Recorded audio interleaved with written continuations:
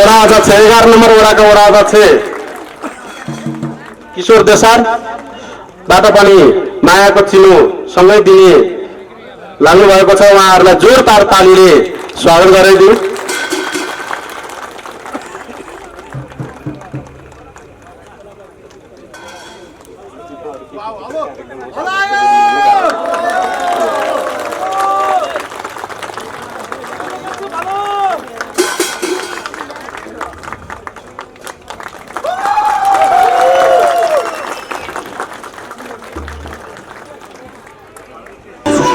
सबैजनाले भतेष्ट ताली पड्काइदिनु होला। यो सुरुवातमा हाम्रो स्वागत जसरी हुन्छ हाम्रो विजय पनि त्यसै गरी प्राप्त हुनेछ।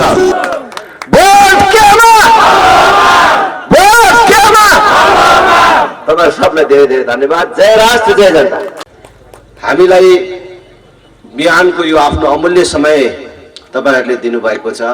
तपाईहरु सबैप्रति धन्यवाद व्यक्त गर्न चाहन्छु, आभार व्यक्त गर्न चाहन्छु र प्रभातकालीन अभिवादन पनि भन्न चाहन्छु। धेरै कुराहरू तपाईहरुले बुझ्नु भएको छ यो चोटी। आजकल सूचना र सञ्चारको सुविधामा विकास भएको छ। पहिले मान्छेलाई भेटेरै भन्नु पर्थ्यो, आम्ने सामने हुनु पर्थ्यो। तर अहिले म यहाँ बोल्दैछु, त्यो संसारको विभिन्न कुनाबाट प्रत्यक्ष प्रसारण मार्फत मानिसहरूले हेरिराख्नु भएको छ। अब के सत्य हो, के असत्य हो, के ठीक हो, के बेठिक हो, को के हो, हरेक मानिसलाई थाहा हुन सजिलो भएको छ र थाहा भइसकेको छ। र हाम्रो बारेमा पनि तपाईहरुले धेरै कुराहरू सुन्नु भएको छ, जान्नु भएको छ, थाहा पाउनु भएको छ। त्यसैले नै आजको बिहान यो समय दिइराख्नु भएको छ। र फेरि भन्छु, धेरै भन्नुपर्छ जस्तो लाग्दैन। हामी तपाईहरुलाई अपील गर्न आएका छौं। खास गरी 2046 सालको राजनीतिक परिवर्तनपछि नेपालको राजनीतिमा केही सीमित राजनीतिक दलहरू र तिनका पनि सीमित नेताहरूले देशलाई बन्धक बनाएर राखेका छन्।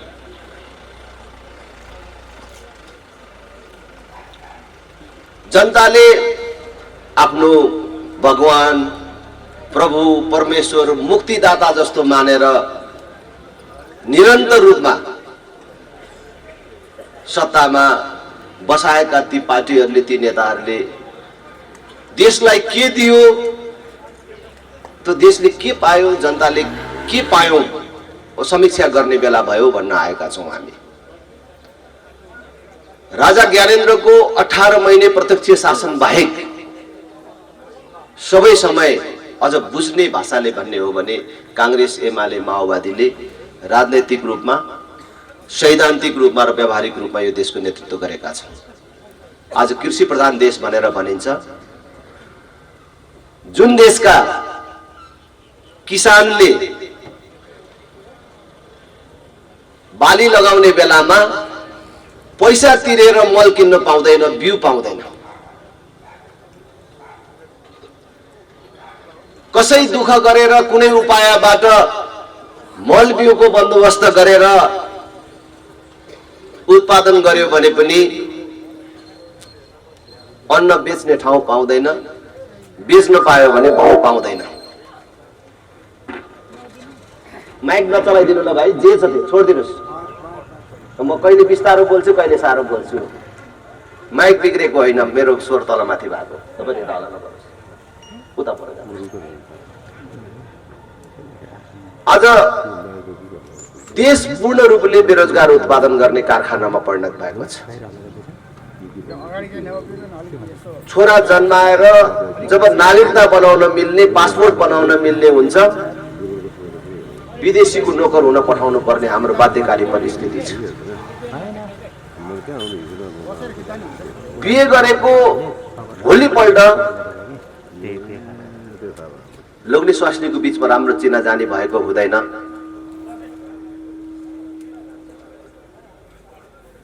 केवल परिवार पाल्नको लागि लोग्नेलाई हात हल्लाएर विदेश जान बिदा गर्नुपर्ने हाम्रो नियति छ। यसरी जाने कैयौं छोराहरू, कैयौं हाम्रो दिदीबहिनीका श्रीमानहरू पैसा कमाएर आउने कुरा त कता हो कता काठको बाकसमा प्याक भएर फर्किन्छन्। अब विकास निर्माणको अवस्था तपाईहरुले देख्नु भएकै छ कि यो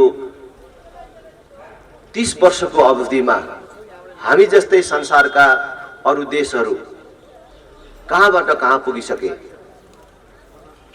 मानिसहरू चन्द्रमामा पुगेर आइसके, मंगल ग्रहमा बस्ती बसाउने कुरा गरिराखेका छन्।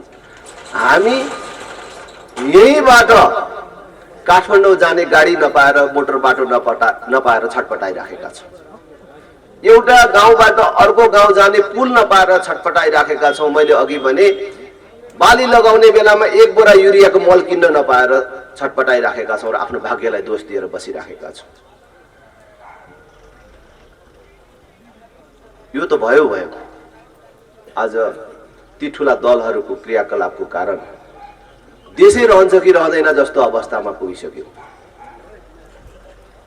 वैदेशिक हस्तक्षेप यसरी बढेर गयो कि उनीहरूको चाहना होइन, हाम्रा ठूला नेता र ठूला पार्टी भन्नेहरूको गलत क्रियाकलापको कारण विदेशीहरूको हस्तक्षेप बढेर गएको छ। आज हामीले थाहा नपाउँदैमा उनीहरूको केटाकेटी व्यवहारको कारण नेपाल शक्ति राष्ट्रहरूको रणनीतिक प्रतिस्पर्धा स्थल बनेको छ। अर्थतन्त्रको हिसाबले देश कति कमजोर भइसकेको छ त्यो मैले भनिराख्नु पर्दैन। तपाईहरुले रेडियोमा सधैँ सुनिराख्नु भएको छ, टेलिभिजनमा देखिराख्नु भएको छ, पत्र पत्रिकामा देखिराख्नु भएको छ। हिजो राजाको पालामा 29 अरबमा रहेको राष्ट्रिय ऋण 5 वर्ष अगाडि अथवा 4 वर्ष भनौं, 4 वर्ष अगाडि केपी ओलीले सरकारको नेतृत्व गर्ने बेलासम्ममा 8 खरबमा पुगेको थियो। अहिले यो संघीयता कार्यान्वयन भएपछि यो 4-5 वर्ष भित्रमा 17 खरबमा पुग्यो। म गणितको विद्यार्थी त होइन, तर भन्छन् कि यो हामी सबै नेपालीको टाउकोमा भाग लगायो भने प्रत्येक नेपालीको टाउकोमा 60,000 भन्दा बेसी ऋण पर्छ। यति धेरै ऋण मात्रै देशले बोकेको छैन। यो 5 वर्ष भित्रमा करको दर र दायरा कुन ढंगले बढ्यो तपाईहरुलाई थाहा छ। 5 वर्ष अगाडि के कुरामा कर लाग्छ भनेर हामीले विचार गर्नु पर्थ्यो, तर आज के कुरामा चाहिँ कर लाग्दैन होला भनेर सोच्नु पर्ने अवस्था छ।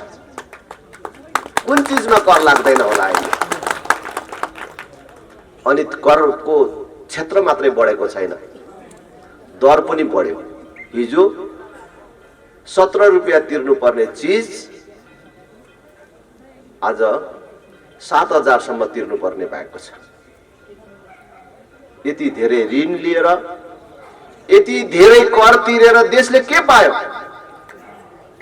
के देशको अर्थतन्त्र मजबुत भएको छ? देशको अर्थतन्त्र मजबुत भएर गएको छ भने आज किन बैंकमा पैसा छैन र बैंकले लगानी बन्द गरेको छ? किन ठुल्ठुलो चेकहरू साटिन छोड्यो? आज कति निकम्माहरूको हातमा सरकार परेको रहेछ। अब विदेशी मुद्रा सञ्चिति घट्यो किनभने हामीले डिजेल, पेट्रोल, ग्यास लगायत हामीलाई जति अनिवार्य चिजहरू छन् त्यो ल्याउनको लागि, किन्नको लागि हामीले हाम्रो नेपाली नोट दिएर हुँदैन, डलरमा भुक्तानी गर्नुपर्छ। बैंकमा डलर चाहिन्छ। डलर बैंकमा आउनको लागि कि हामीले व्यापार ठुलो गर्नु पर्यो, हाम्रो देशबाट सामान बेचेर त्यो सामान बेचे बापत पैसा ल्याएर डलरमा ल्याएर डलर जम्मा हुने हो, कि हामीले विदेशी सहयोग लिएर आउने हो त्यो डलर, कि हामीले विदेशमा काम गरेर कमाएर ल्याउँदा डलर ल्याउने हो। आज हाम्रो देशमा हामीले कुनै सामान बेचेर डलर भित्राउने कुनै बाटाहरू यो 30 वर्षमा बन्न सकेन, 32 वर्षमा बन्न सकेन। हाम्रो डलर ल्याउने बाटो जम्मा अहिले हाम्रो भाइ छोराहरूको रगत पसिना बेचाइ, रेमिट्यान्स भन्छ नि, विप्रेसन। त्यसरी आएको पैसाले आज देशको अर्थतन्त्र धानिराखेको छ र त्यो पनि अहिले घट्दै घट्दै गएर अब अहिले यिनीहरू के भन्छन्, अब डलर सकिन लाग्यो, विदेशी मुद्रा सञ्चिति घट्न थाल्यो, अब जोगाउनु पर्छ, अब बाहिरबाट सामान ल्याउन कम गर्नुपर्छ। त्यो त राम्रो कुरा हो, तर त्यसको लागि के गर्नु पर्यो, तेल आयात घटाउनु पर्यो, इन्धन आयात घटाउनु पर्यो भनेर स्कुलहरू चाहिँ नि एक दिन अरू बिदा बेसी थप्ने भनेर भन्छ। कति मूर्खहरूको हातमा देश परेको छ।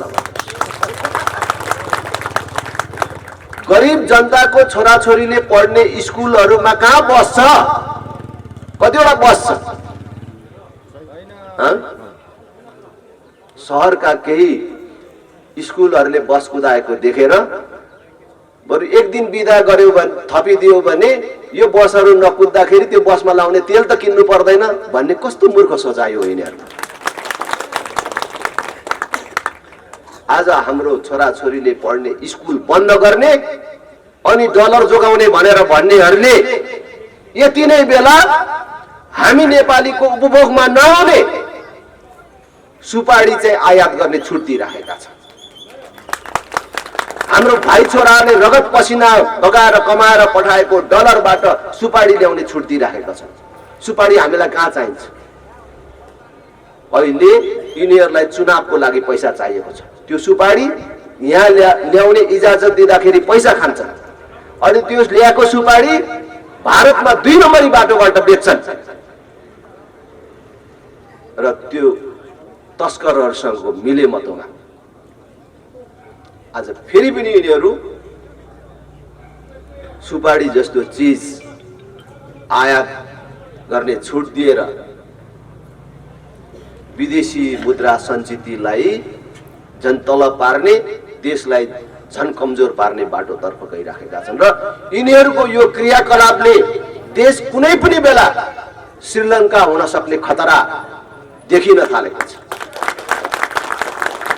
श्रीलङ्काको बारेमा धेरै कुरा भन्दिन, तपाईहरुले सबैले सञ्चार माध्यमहरुमा सुन्नु भएको छ। त्यहाँ कागज र मसी किन्ने पैसा नभएर विद्यार्थीहरूको परीक्षा रोकियो। त्यो खतरातर्फ हाम्रो देश पनि गइराखेको छ। त्यसकारण मेरो अपिल छ, मेरो अनुरोध छ, अब यिनै पार्टी, यिनै नेतालाई देश जिम्मा लगाएर यिनीहरूलाई भोट दिएर गल्ती गर्नु हुँदैन। अब यिनै पार्टी, यिनै नेताहरूलाई भोट दिनु भनेको आफू मात्रै होइन, आफ्नो भावी सन्तति र देशको भविष्य समेत बर्बाद गर्ने काममा सहभागी हुनु, र त्यो गल्ती अब हामी कसैले गर्नु हुँदैन। अब हामीलाई पर्खने, हेर्ने सुविधा छैन। एकचोटि हेरौँ न त अझै भन्ने समय छैन। ढिलो हुन्छ, ढिलो हुन लाग्यो भनेर भन्न हामी आएका हौं। तपाई काङ्ग्रेसको, एमालेको, माओवादीको कोही साथीहरू हुनुहुन्छ भने पनि ल एकचोटि छातीमा हात राखेर आँखा चिम्म गरेर सोच्नुहोस् त, तपाईँले नेता मानिराखेका मानिसहरू, तपाईँले आफ्नो पार्टी मानिराखेको त्यो पार्टी र त्यो पार्टीका यी नेताहरूलाई कतिचोटि भोट दियो भने चाहिँ अब यो देश बन्छ होला त? ल भन्नुहोस् त, कति वर्ष थपिदियो, कति वर्ष मौका पायो भने चाहिँ यो देश बन्छ होला त? ल भन्नुहोस्। आज केवल राप्रपाका मान्छेहरूलाई होइन, काङ्ग्रेस, एमाले, माओवादीका साथीहरूलाई सोध्छु, मलाई लाग्छ उहाँहरूलाई पनि अगाडि आएर मुखले भन्न नसके पनि रातमा त ऐठन हुँदो हो। जब मान्छे मध्यरातमा बिउजन छ, उसको मन मस्तिष्कमा सत्य कुराहरू आउन थाल्छ, आफूले गरेका गल्तीहरूको बारेमा समीक्षा हुन्छ। मैले अरू सभाहरूमा पनि भनेको छु, कहिलेकाहीँ म रिसाउँदिनँ, म सबैसँग राम्रो बोल्छु, राम्रो व्यवहार गर्छु भन्दै पनि कहिलेकाहीँ कुनै त्यस्तो सन्दर्भ आइदिन्छ, कहिलेकाहीँ म कोही साथीभाइसँग झर्किन्छु, रिसाइदिन्छु। तर जब मध्यरातमा बिउजन्छु मलाई पश्चाताप महसुस हुन्छ।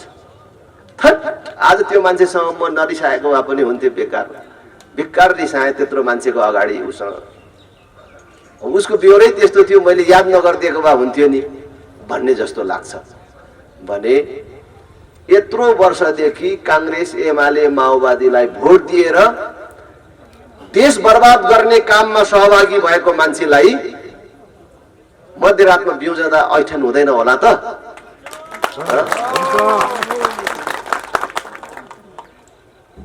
यत्रो वर्ष यिनीहरूलाई भोट दिइयो तर वास्तवमा देश बर्बाद गर्ने काममा सहभागी भइएछ भन्ने लाग्दैन होला त काङ्ग्रेस, एमाले, माओवादीलाई? मलाई लाग्छ। त्यसकारण मेरो अनुरोध छ, अब राष्ट्रिय प्रजातन्त्र पार्टीले हिजोका विगतका गल्ती, कमी, कमजोरी सच्याउने अवसर तपाईलाई दिएको छ। हामीले केवल एउटा पार्टीको मुद्दा मात्रै लिएर आएको छैनौं, एउटा पार्टीको कुरा मात्रै लिएर आएको छैनौं। हामी सबैभन्दा माथि देश छ, देशभन्दा माथि अर्को केही कुरा छैन। अहिले देश र धर्म नै संकटमा परेको बेला हामीले देश बचाउने अनि बनाउने मुद्दा लिएर आएका छौं।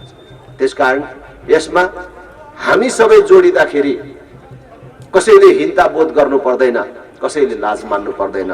सबै हामी एकजुट भएर यो चोटी यो यथास्थितिको अन्त्य गरेर परिवर्तन र अग्रगमनको पक्षमा मतदान गरौं भन्ने अपील गर्न चाहन्छु।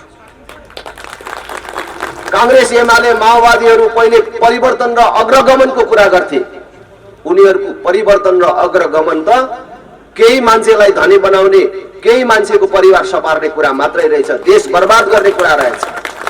हामीलाई प्रतिगामी भन्थ्यो, हामीलाई राजा चाहिन्छ है, कुनै न कुनै रूपको भए पनि नेपालमा चाहिँ अभिभावकीय संस्थाको रूपमा राजा रहनुपर्छ, हिन्दू राष्ट्र हुनुपर्छ भनेर भन्दाखेरि यिनीहरू प्रतिगामी भनेर भन्थे। हामी अग्रगामी हौं भनेर उनीहरूले आफूलाई भन्थे, तर प्रतिगामी उनीहरू रहेछ। देशलाई जसले पछाडी फर्काइराखेको छ तिनीहरू प्रतिगामी हुन्। हामीले देशलाई पछाडी फर्काउने कुरा गरिराखेका छैनौं। हामीले अब यो यिनीहरूको बन्धकबाट देशलाई मुक्त गरेर देशलाई अग्रगमनतर्फ अगाडि लैजान, परिवर्तनतर्फ लैजान खोजेका छौं। त्यसकारण अब राष्ट्रिय प्रजातन्त्र पार्टीलाई भोट दिने भनेको परिवर्तन र अग्रगमनको पक्षमा मतदान। त्यसकारण म सबैलाई अपील गर्न चाहन्छु, अनुरोध गर्न चाहन्छु, अब आउने चुनाव हामीले ठीक ढंगले यसको उपयोग गरौं। जनता सार्वभौम सत्ताको मालिक भनेर भनिन्छ, जनता सार्वभौम छ, जनता भन्दा माथिल्लो ठूलो शक्ति अर्को केही छैन भनेर भनिन्छ। तर जनता कति बेला शक्तिशाली हुन्छ त? जनता सधैँ शक्तिशाली भइराख्ने भएको भए, 365 दिनै शक्तिशाली भइराख्ने भए, आफ्नो छोराछोरी एमए पास गरिसकेपछि किन एउटा औठा छाप नेताको घरमा चाकडी गर्न जान्छ?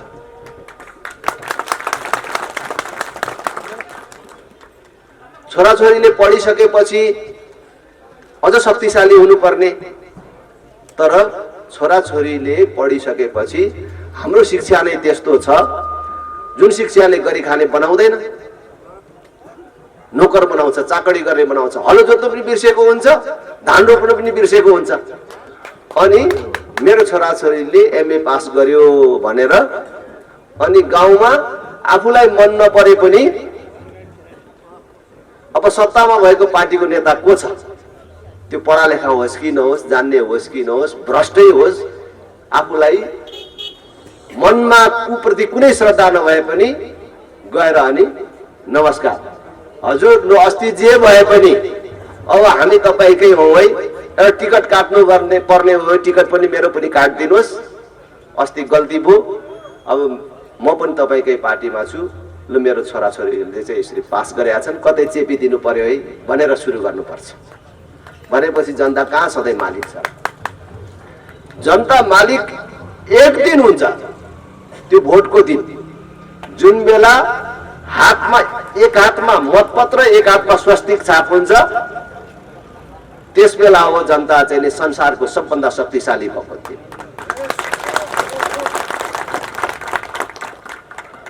छ्यापको छाप हालेपछि त्यो शक्ति हस्तान्तरण भयो, गयो, अर्कोलाई दिइयो। त तपाईले आफ्नो त्यो शक्ति अर्कालाई हस्तान्तरण गर्नुभन्दा अगाडि त 1000 चोटि सोच्नु पर्यो नि। तपाईले आफ्नै छोरालाई अंश दिनु त कति दिन आलताले गर्नुहुन्छ, दिनै पर्ने चिज दिनलाई त यसले बेची खान्छ कि जाँड खाएर सक्छ कि यसले थामी खान्छ कि खाँदैन भनेर 1000 चोटि सोच्नुहुन्छ भने भोट दिने भन्ने कुरा त त्यो भन्दा पनि ठुलो कुरा हो। र आजसम्म हामीले भोट चाहिँ कसरी दिँदै आयौं भने लय लयमा दियौं, त्यसको महत्त्वै बुझेनौं, झन् बेरोजगार छु भन्ने युवाहरूले त बर्बाद नै गर्दै आयौं। हामी त यतिजना गाउँमा केटाहरू छौं, हामीलाई जसले मोटरसाइकलमा फुल ट्याङ्की हालिदिन्छ त्यता कुदिन्छ भन्छ, कहाँ छाप्रो पसलमा लगेर 1 प्लेट बोइलरको पैसा तिर्दिन्छ त्यता दिने भनेर बुझ्छ। गाउँमा कोही नयाँ उम्मेदवार आयो, नयाँ योजना लिएर आयो, झोला मात्रै बोकेर आयो भने त यसले चिया खुवाउनु त सक्दैन, यसलाई कसले नेता मान्छ भनेर भन्छ। खुवाउन सक्नेलाई नेता मान्ने चलनमा हामी गयौं। अनि जसले आफूलाई गरिब भन्छौं, सुकुम्बासी भन्छौं, समाजमा सबभन्दा दुःख पाएको वर्ग भनेर भन्छौं, उनीहरू पनि भाँडिन्छौं चुनाव पाएपछि। हामी गरिबलाई कसले हेर्छ? कसैले केही गर्ने होइन, जसलाई दिए पनि उही चोर हुन्, जसले अहिले हाताहाती ल्याउँछ त्यसैलाई दिइन्छ भनेर भन्छ। अनि अर्कोले त बुझ्छ यहाँ यति मान्छे रहेछन्, यसो गर्नुपर्ने रहेछ भनेर सानोतिनो यसो भोज भतेरको आयोजना गरिदिन्छ, हातमा यसो 500 नोट थमाइदिन्छ। हामीले नेताको हो पनि चिन्दैनौँ, पार्टी के हो पनि चिन्दैनौँ, एउटा गाउँको गल्लावल जस्तो भएर आउँछ, त्यसले भनेको भरमा, त्यसले बाँडेको भरमा, देखाएको चिन्हमा ठ्याप ठ्याप भोट हालेर छोडिदिन्छौँ। अनि 5 वर्ष फेरि भाग्यलाई सरापेर बस्छौँ, अरे पूर्व जन्ममा के पाप गरिएछ अरे यो दुःख पाइयो भन्दै बस्छौँ। अनि युवाहरू देशलाई सराप्छौँ, हामी कस्तो देशमा जन्मेछौँ, गरी खान नपाइने, अरबियनको नोकर हुन जानुपर्ने भनेर देशलाई सराप्छौँ। मेरो गाउँमा पनि त्यस्तो थियो पहिला। म मेरो निर्वाचन क्षेत्रको कुनै गाउँहरूमा जाँदाखेरि कहिलेकाहीँ आजभन्दा 5 वर्ष अगाडि जब पानी पर्ला जस्तो हुन्थ्यो, अनि के भन्थ्यो भने हेर्न राजेन्द्र अब पानी पर्ला जस्तो छ, मजाले पानी पर्यो भने भरे एम्बुलेन्स पनि चल्न सक्दैन। अनि कसै दिदीबहिनीहरूलाई सुत्केरी बेथाले चेप्यो र कसैलाई सर्पले डस्यो भने अस्पतालसम्म जान नपाएर मर्नुपर्ने अवस्था छ। पूर्व जन्ममा के पाप गरिएछ र यो ठाउँमा आएर बसिएछ, यो ठाउँमा जन्म लिइएछ हरे भनेर भन्थे। अनि मैले भन्थे पूर्व जन्ममा तपाईले कुनै पाप गरेर दुःख पाएको होइन। तपाईले गएको चुनावहरूमा ठिक पार्टी र ठिक नेतालाई भोट नदिएकोले दुःख पाएको हो भनेर म आज तपाईहरुलाई पनि त्यही कुरा भन्छु कि आज हामी संसार कहाँबाट कहाँ पुगिसक्दा हामी राजधानीको छेउको मानिसहरूले जुन यो दुःख भोगेर बस्नु परिराखेको छ, दुर्गमता अभाव भोगेर बस्नु परिराखेको छ, बेरोजगारी बिहोर्नु परिराखेको छ, गरिबी बिहोर्नु परिराखेको छ, त्यो हाम्रो सारा दुःखको कारण हाम्रो भाग्य होइन। हामीले गएको चुनावहरूमा ठिक पार्टी र ठिक नेता चुन्न नसकेर हो। यो निष्कर्षमा हामी पुग्नुपर्छ। त्यसकारणले चुनावमा हामीले मेरो बाजेको पार्टी, मेरो बाउको पार्टी, मैले यति लगानी गरेको पार्टी, मैले यो पार्टीमा लाग्दा यति कुटै खाएको, यति जेल बसेको भनेर त्यसलाई भोट हाल्ने होइन। को मान्छे अगाडि सरेको छ, त्यो पार्टीको नीति के छ, विगत के छ, त्यो हेरेर भोट हाल्ने हो। त्यसको इमान, त्यसको नियत हेरेर भोट हाल्ने हो। चोर छ भन्ने थाहा छ, भ्रष्टाचारी छ भन्ने थाहा छ, तर आफ्नै पार्टी भनेर भोट हालिराखेपछि दुःख नपाएर कसले पाउँछ? त्यही भोट हाल्नेले दुःख पाउँछ बेसी। गाउँघरमा तपाईहरुले पनि, हाम्रो साथीहरूले पनि भोट माग्न जाँदाखेरि भेट्नु भएको छ कि छैन? यो चोटि अलि मान्छेको मनमा परिवर्तन आएको छ। पहिले पहिले मै गाउँमा जाँदाखेरि के गर्छस् राजेन्द्र, तेरो कुरा मन पर्छ,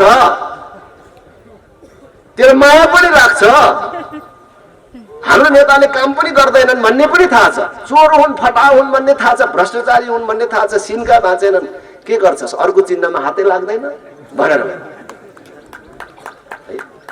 अनि त्यस्तो मान्छेले दुःख नपाएर कसले पाउँछ त? अब त्यो गल्ती गर्नु हुँदैन। ठिक लाग्दैन भनेपछि त म पनि ठिक लाग्दैन भने मलाई पनि भोट दिनु हुँदैन। राय र लिङ्गदेन ठिक छैन भन्ने तपाईलाई लाग्यो तपाईको अन्तर्मनमा भने तपाईले राप्रपाकै सदस्यता लिएको छ भने पनि राप्रपालाई भोट दिनु हुँदैन। आफ्नो मनको विरुद्ध भोट दिनु हुँदैन। हेर्नुस्, भोट दिने भन्ने कुरा त छोरी दिने भन्दा ठुलो कुरा हो। छोरी दिँदाखेरि कतिचोटि सोचेर भोट दिनुहुन्छ? एक दुई चोटिले सोचेर पुग्छ, 1000 चोटि सोच्नुहुन्छ। जब छोरी दिने भन्ने कुरा घरमा सुरु हुन्छ, त्यो जुनसुकै जातको होस्, जुनसुकै धर्मका मानिसको परिवारमा होस्, छोरी दिने कुरा सुरु भएपछि आमा बुवालाई रातभरि निन्द्रा लाग्दैन, छटपट्टि सुरु हुन्छ।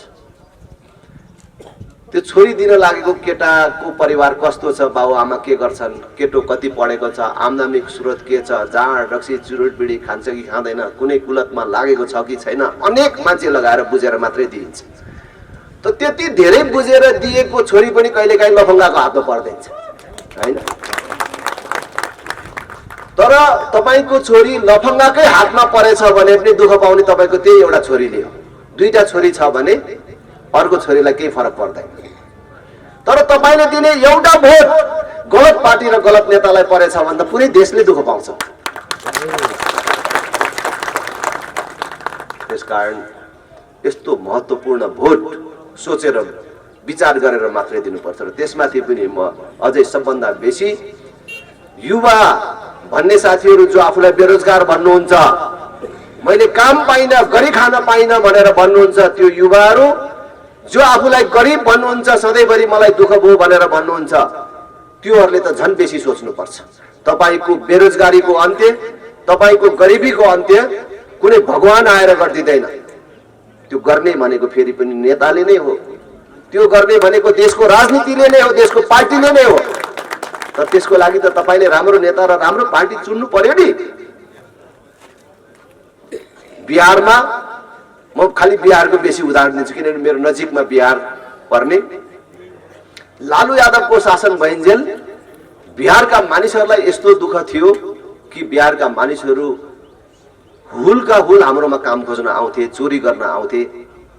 तर जब त्यहाँको जनताले लालु यादवको अन्त्य गरेर नीतीश कुमारलाई जिताए।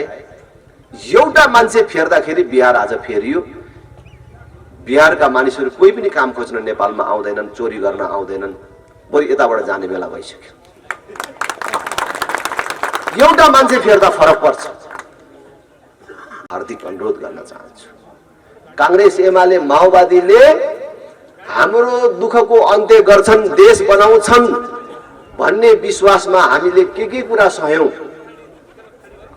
हामीले सनातनदेखि मान्दै आएको विश्वमा एकमात्र राष्ट्रको रूपमा चिनिएको हिन्दू राष्ट्रको पहिचान हामीले समाप्त गर्न तयार भयौं। नेपाली नाम र पहिचान दिने पृथ्वीनारायण शाहको वंशज, उनका उत्तराधिकारीको अभिभावकत्व गुमाउन हामी तयार भयौं। तर त्यति सबै सहेर पनि, त्यति सबै गुमाउन तयार भएर पनि आज देशले के पायो भनेको देशै नरहने अवस्थामा पुग्यो। देश असफल राष्ट्र हुने बिन्दुमा पुग्यो।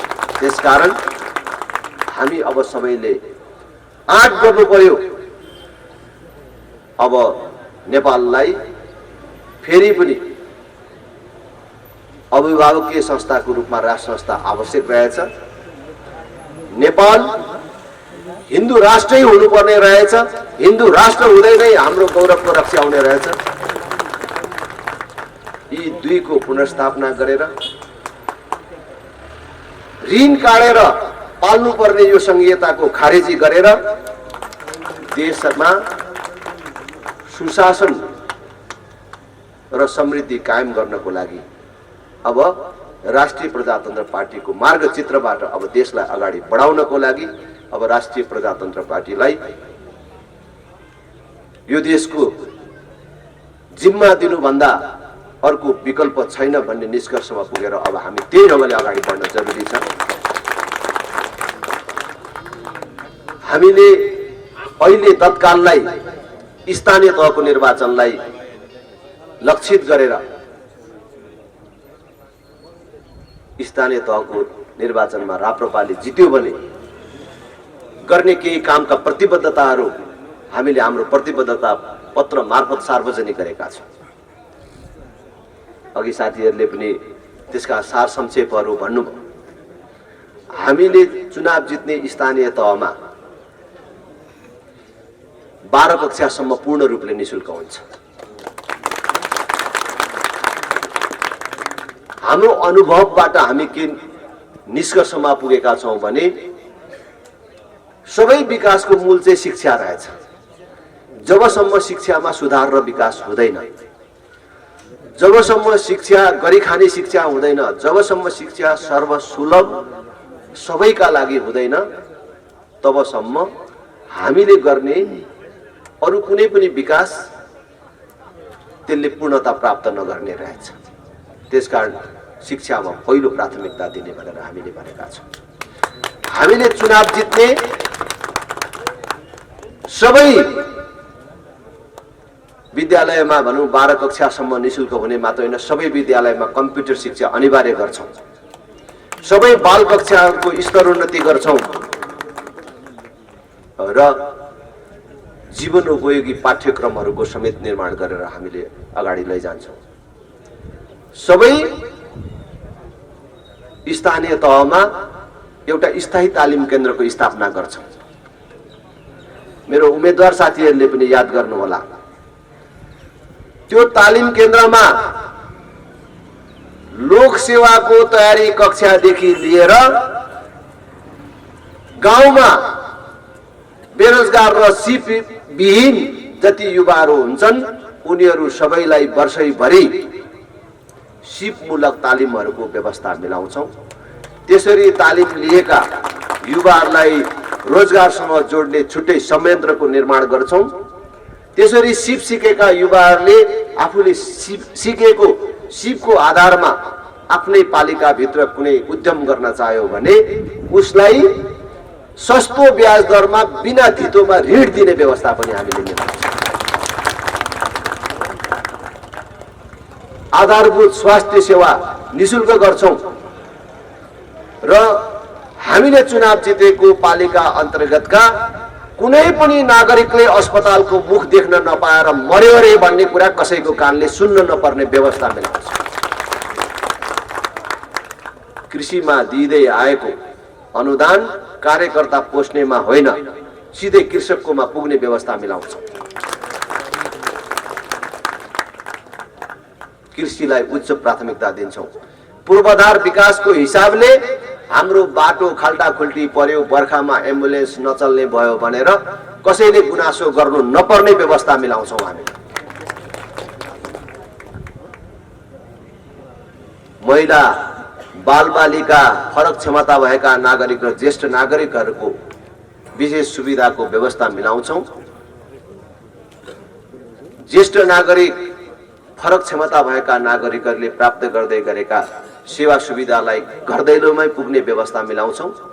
र अघि कति महिना, 6 महिना कि कति भन्दै हुन्थ्यो हाम्रो वार्ड अध्यक्षको उम्मेदवारले, हामीले प्रत्येक महिना, सुन्नु होला, महिनाको एकचोटि हाम्रो बाबै आमैलाई घरमै गएर स्वास्थ्य परीक्षण गर्ने व्यवस्था पनि मिलाउँछ।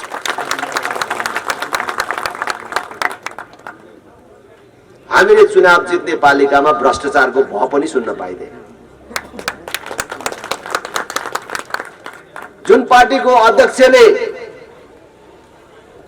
भ्रष्टाचार गरेर खानु, आमाको रगत खानु शरम मानेर हिँड्छु भनेर संकल्प गरेको छ, जुन पार्टीको अध्यक्षले आम चुनावमा आफ्नो प्रतिद्वन्दीलाई ललकारेर भनेको छ कि मेरो यति लामो राजनीतिक जीवन यात्रामा 1 रुपैयाँ पनि भ्रष्टाचार गरेको छुइनँ भनेर जुनसुकै मन्दिरमा छिर्न सक्छु, कसैले 1 रुपैयाँ भ्रष्टाचार गरेको प्रमाणित गर्छ भने म त्यसको नोकर बस्छु भनेर भनेको छ। त्यो पार्टीको स्थानीय तहमा उम्मेदवार भएको मान्छेहरूले लटपट गर्छु, भ्रष्टाचार गर्छु भन्ने आँट गर्दैनन् भन्ने मेरो विश्वास छ। यदि कसैले झुक्किएर होइन यो त भन्ने कुरा हो, राजेन्द्रले भनेर के हुन्छ, उसले कसरी थाहा पाउँछ हामीले खाएको कुरा मिलाएर खाइन्छ नि भनेर कोही लागेको रहेछ भने म अहिले भन्छु, 1-2 वडामा, 1-2 पालिकामा राप्रपाको उम्मेदवार नभएर केही फरक पर्दैन, अहिले छोडेर हिँडे हुन्छ। ओहो, यहाँ त खान नपाइने रहेछ राप्रपामा, त म कहाँ उठ्न सक्छु भनेर छोड्नु परेन, किनभने अब त्यसो भन्दा त फेरि मान्छेले थाहा पाउने भयो, यसले खान नपाउने भयो अनि छोडेको अरे भन्छ हैन। अलि सन्चो भएन, यसपालि चुनावमा हिँड्न सकिन्छ जस्तो छैन, घरमा पनि मानेनन्, त्यसकारणले मैले चाहिँ छोड्नु पर्ने भयो भनेर छोडे हुन्छ। केही छैन, कोही बात छैन, कोही आपत्ति छैन। तर भ्रष्टाचारीलाई अथवा राप्रपाबाट चुनाव जितेर भ्रष्टाचार गरेर कमाउँछु भन्नेलाई राप्रपामा स्थान छैन।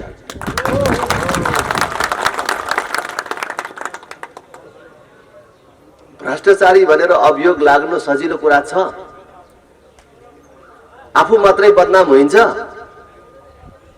भोलि अलिकति मात्रै गन्ध पाएपछि राप्रपाले हाम्रो फल्ना गाउँपालिका नगरपालिकाको फल्ना सदस्य, अध्यक्ष अथवा फल्ना पदको मान्छे फलानु भ्रष्टाचारी भएको हुनाले उसलाई पार्टीको साधारण सदस्यताबाट समेत निष्कासन गरिएको छ र उसलाई पदमुक्त गर्न कारबाही समेत अगाडि बढाइएको छ भनेर पत्र पत्रिकामा बाहिर निकाल्ने बित्तिकै के हुन्छ? मुख कहाँ देखाउने? आफू मात्रै बदनाम हुन्छ। 7 समुद्र पारी अमेरिकामा सम्झिना छन् भने अथवा सासू ससुरा छन् भने पनि तिनलाई पनि के भन्छ? भ्रष्टाचारीको सम्झिना भनेर भन्छ, भ्रष्टाचारीको सासू ससुरा भनेर भन्छ। छिमेकीलाई समेत गाह्रो पर्छ, विचार गर्नुपर्छ है, त्यो ठाउँको त पानी नै ठिक छैन भन्छ, त्यसको छिमेकी भ्रष्टाचारी छ, त्यसलाई विचार गर्नुपर्छ भनेर भन्छ। छिमेकीलाई सम्म गाह्रो पर्छ। छोराछोरीले राम्रो लुगा लगाएर मात्रै हिँड्यो भने पनि उसका साथीहरूले अर्कोले अर्कोलाई भन्छ त्यसको बाउ नै चोर छ अनि लगाएर हिँड्छ नि भनेर भन्छ। त्यसकारण सोचेर विचार गरेर मात्रै अगाडि बढ्नु। म भन्छु, मलाई थाहा छ हामीले र खास गरी मैले जे कुरा अगाडि बढाइराखेको छु भ्रष्टाचारको विरुद्ध, यो सजिलो काम छैन, कठिन काम छ।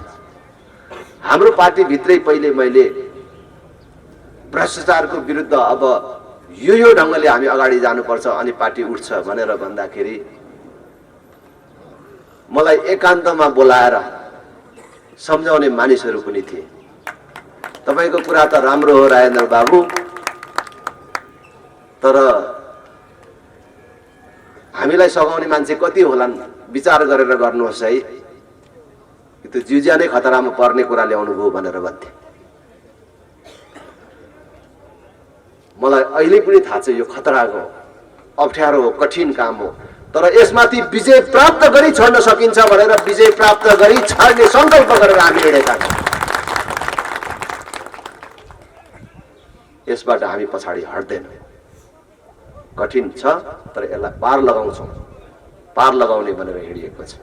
त्यसमा तपाईहरु सबैको साथ सहयोगको लागि म हार्दिक अपिल गर्न चाहन्छु। राष्ट्रिय प्रजातन्त्र पार्टीले अहिले जे संकल्पहरू गरेको छ स्थानीय तहको निर्वाचनको लागि, यसमा कति मानिसहरूलाई भ्रम छ यति धेरै काम गर्नको लागि कहाँबाट पैसा ल्याउँछ राजेन्द्रले। कांग्रेसले गर्न सकेन, एमाले गर्न सकेन, माओवादीले गर्न सकेन, राप्रपाले कहाँबाट गर्छ? राप्रपाले गएको स्थानीय तहको निर्वाचनमा कचन कवल र हल्दीबारी भन्ने गाउँहरू मेरो निर्वाचन क्षेत्रका दुईटा गाउँमा चुनाव जितेको छ। त्यो ठाउँमा अहिले पनि हामीले 12 कक्षासम्म निशुल्क चलाइराखेका छौँ। सबै विद्यालयमा कम्प्युटर शिक्षा अनिवार्य छ। हामीलाई कसैले छुट्टै पैसा दिएको छैन। त्यहाँ पूर्वाधार विकासको हिसाबले, बाटोको हिसाबले, पुल कल्भर्टको हिसाबले कालोपत्रे सडक कस्तो हुन्छ भनेर हेर्नको लागि त्यहाँको मान्छेहरू कि बिर्तामोड भन्ने सहर आउनु पर्थ्यो कि बिहार जानु पर्थ्यो। तर आज कालोपत्रे सडकले नछोएको कुनै वार्ड छैन, कहीँ कल्भर्ट छैन भन्ने कुरा छैन। पूर्वाधार विकासको दृष्टिकोणले पनि हामीले नमुना लायक काम गरेका छौँ। करको दृष्टिकोणले पनि हाम्रो पालिकाहरू नेपालको सबभन्दा कम कर लाग्ने गाउँपालिकाहरू मध्ये पर्छ। त्यसकारण म यहाँबाट हिँडेपछि कोही कांग्रेस, एमाले, माओवादीले भन्न सक्छन् कहाँको पैसा ल्याएर गर्छ, कर बढाउने होला। राप्रपाले कर बढाउने होइन, राप्रपाले चुनाव जितेको स्थानीय तहमा हामीले 50% सम्म स्थानीय कर घटाएर देखाइदिन्छौँ। हामीले कल्पना गरेर भनेको चिज होइन, गर्न सकिने कुराहरू हामीले लिएर आएका छौँ। त्यसकारण एकचोटि राष्ट्रिय प्रजातन्त्र पार्टीलाई मद्दत गर्नु पर्यो। एकचोटि किन भनिराखेका छौँ, यो एकचोटि मौका दिनुभयो, 5 वर्ष मौका पाउँदाखेरि गरेर देखाउन सकिएन भने अर्कोचोटि किन माग्ने? हामीले 5 वर्ष भने बमोजिम काम गरेर देखाउन सक्यौं भने अर्कोचोटि त हाम्रै कामले भोट मागिहाल्छ नि, हामीले किन भोट माग्नु पर्यो?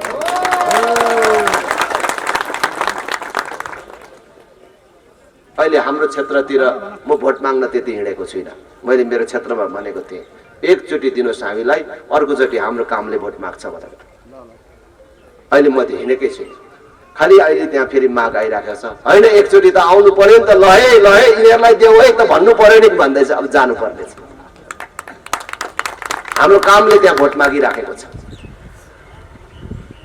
हामीले जितेको ठाउँमा होइन, हारेको ठाउँमा हाम्रो कामले भोट मागिराखेको छ। त्यहाँका मान्छे के भन्दैछन्, हामी त 5 वर्ष पछाडि पर्यौं राप्रपालाई नजिताएर। छेउमै पर्तिर राप्रपाले जितेको गाउँपालिकामा मान्छेका छोराछोरीले 12 कक्षासम्म निशुल्क पढ्न पाउने, दिनमा 1 घण्टी कम्प्युटरमा बस्न पाउने गरिबको छोराछोरीले पनि हामीले चाहिँ किन यो 12 कक्षासम्म शुल्क तिर्नु पर्ने? हाम्रो छोराछोरीले कम्प्युटर पनि देख्न नपाउने, बाटोको हालत पनि यस्तो छ भनेर अब मान्छे राप्रपालाई नजिताइ भएन भनेर सुर्याएछ।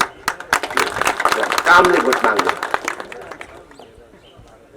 त्यस कारण म तपाईहरु सबैलाई भन्छु र हाम्रो उम्मेदवार साथीहरूलाई पनि भन्छु, तपाईहरु उच्च मनोबलका साथ अगाडि बढ्नुस्। तपाईहरु सबैलाई मेरो हार्दिक अपिल छ, एकचोटि राष्ट्रिय प्रजातन्त्र पार्टीलाई मद्दत गर्नुस्।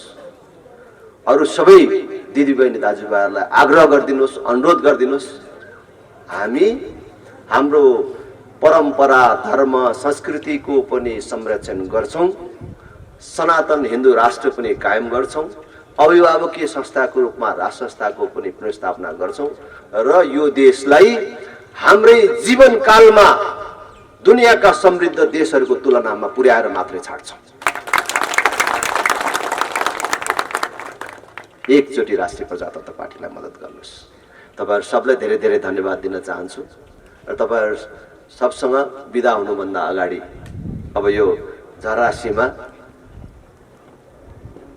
तपाईहरुलाई पनि बोल्न लगाएर मात्रै फिर्ता हुँ भन्ने मन छ। मैले यत्रो लामो आफ्नो कुरा भने, तपाईहरुसँग पनि एउटा प्रश्नको जवाफ लिएर जान चाहन्छु। म सोधौं होइन त?